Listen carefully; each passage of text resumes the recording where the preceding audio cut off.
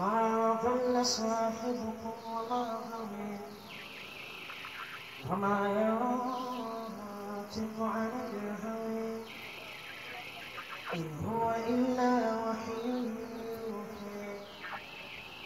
علمه شديد القوى ذو مرة فاصطبر وهو بالأفق الأعلى ثم دنا فتدلى فكان قاب قوسين أو أدنى فأوحى إلى ربك ما أوحى ما كذب الفؤاد ما رأى أفتمارونه على ما يرى ولقد رأيه نزلة أخرى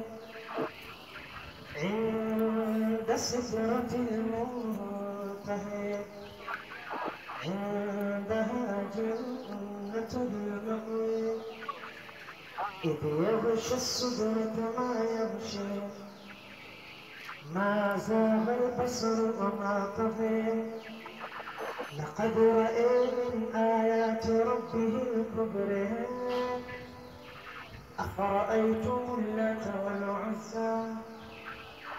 ومناة الثالثة الأخرى ألكم الذكر وله الأنثى